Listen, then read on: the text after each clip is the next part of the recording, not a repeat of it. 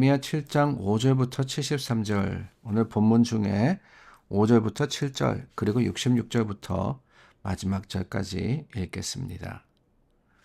내 하나님이 내 마음을 감동하사 귀족들과 민장들과 백성을 모아 그 계보대로 등록하게 하심으로 내가 처음으로 돌아온 자의 계보를 얻었는데 거기에 기록된 것을 보면 옛적에 바벨론 왕 느부갓네살에게 사로잡혀 갔던 자들 중에서 노임을 받고 예루살렘과 유다에 돌아와 각기 자기들의 성읍에 이른 자들 곧 스룹바벨과 예수아와 느헤미야와 아사랴와 라마와 나하마니와 모르드게와 빌상과 미스베렉과 비그웨와 느훔과 바하나와 함께 나온 이스라엘 백성의 명수가 이러하니라.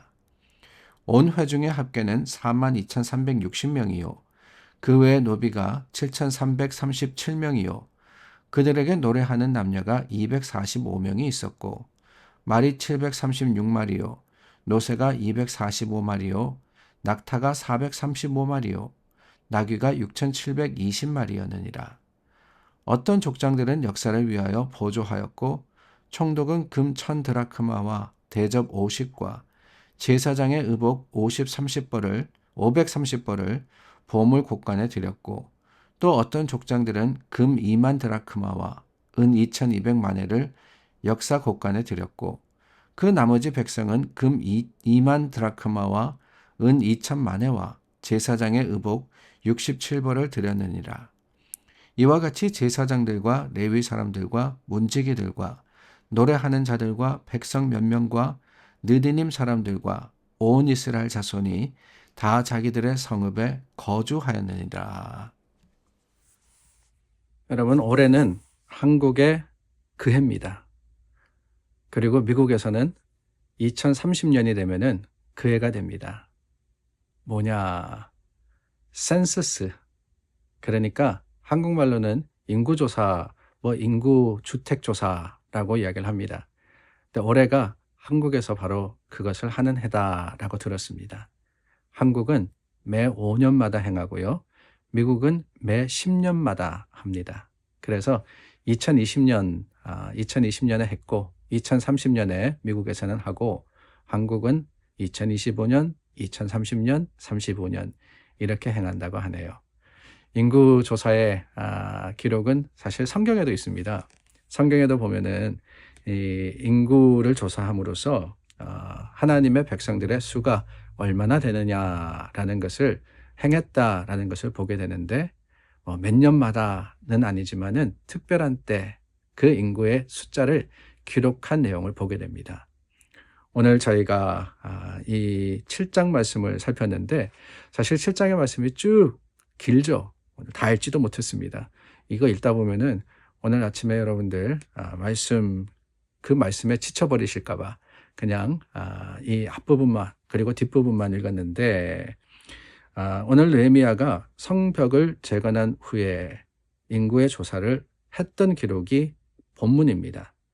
그런데 그 숫자를 가만히 보니까 총 42,360명이 돌아왔다라고 되어 있습니다.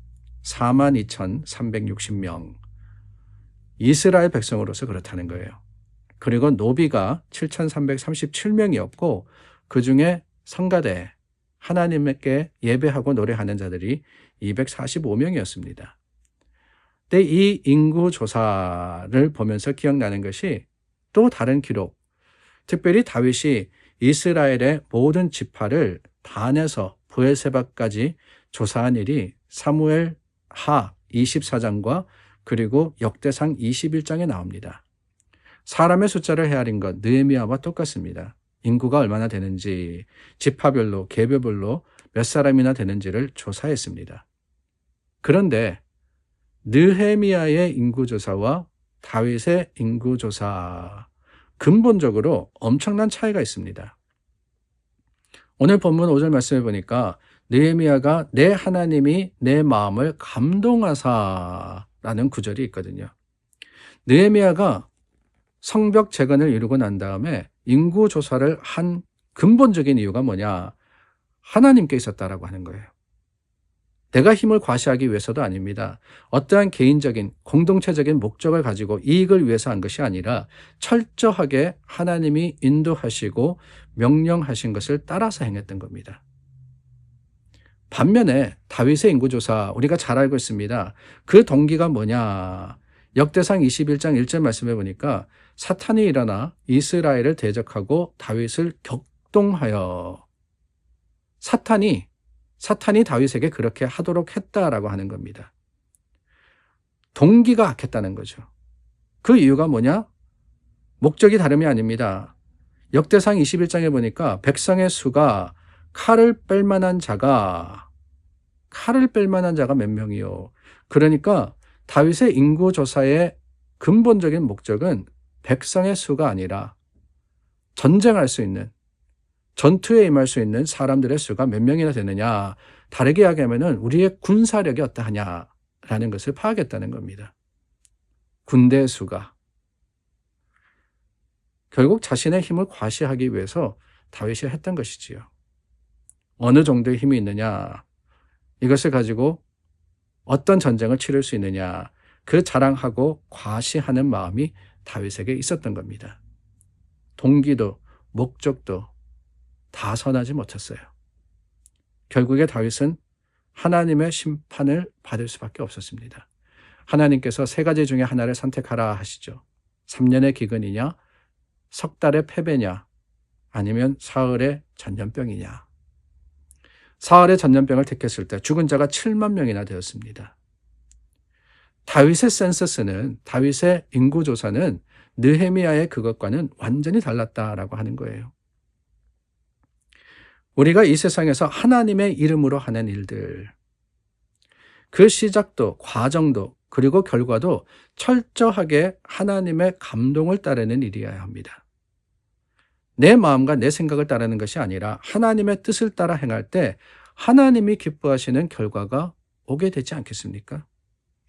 같은 일이었어요. 인구를 조사한다는 같은 일을 했지만 다윗과 느헤미야의 그 차이를 통해서 우리는 다시 한번 우리의 삶의 모습도 돌아보게 됩니다. 이렇게 인구조사를 한 결과를 보니까 이 돌아온 회중의 숫자가 4만 명이 넘었다라고 했죠.